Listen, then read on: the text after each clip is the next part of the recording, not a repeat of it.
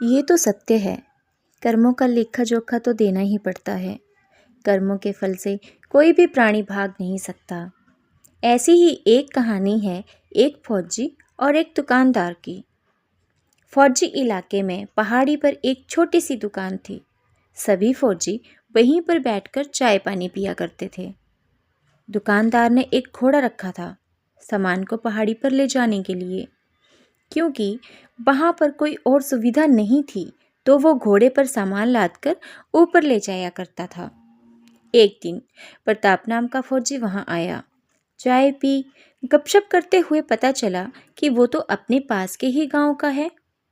फौजी ने कहा, चाचा, मेरे घर में मेरी बहन की शादी है और मुझे छुट्टी नहीं मिलेगी, तो कुछ पैसे हैं वो मैं आपको थमा देता हूँ, आप मेरे घर तक पहुँचा दीजिएगा।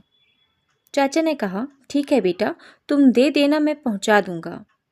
दूसरे दिन प्रताप फौजी फिर से उस दुकान पर आया, चाय पी और पैसे उस दुकानदार को दे दिए। वो वहाँ पर जैसे बैठा ही था कि दुकानदार का घोड़ा वहाँ से आगे की तरफ निकल गया।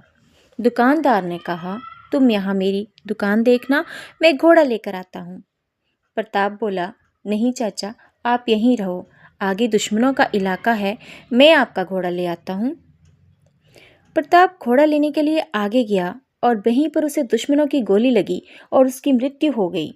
घोड़ा तो वापस आ गया पर प्रताप वापस नहीं आया। दुकानदार चाचा भी ये सुनकर बहुत दुखी हुआ। दुकानदार चाचा ने सोचा, पैसे देने वाला तो मर गया और किसी को पता भी नहीं है इस बारे में, तो मैं ये पैसे उसे बाद में दे दूंगा उसके घर में। उसने वो पैसे अपना व्यवसाय बढ़ाने के लिए लगा लिए और उसका व्यवसाय खूब बढ़ने लगा। जल्दी ही बहुत सालों के बाद उसके घर में एक लड़का पैदा हुआ और उसने बहुत उत्सव मनाया और वह पैसों के बारे में भूल चुका था।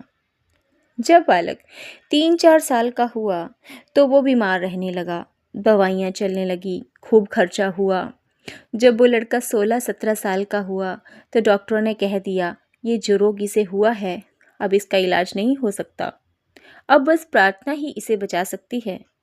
बिस्तर पर पड़ा वो बालक, उसकी कुछ ही सांसें जब बाकी थी, उसने अपने पिता को अपने पास बुलाया और कहा, पिताजी, आपको वो प्रताप फौजी याद है?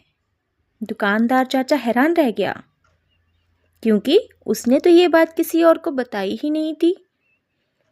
उसने अपने बेटे को पूछा, ये बात तो मैंने आज तक किसी से नहीं की, ये तुम्हें कैसे पता?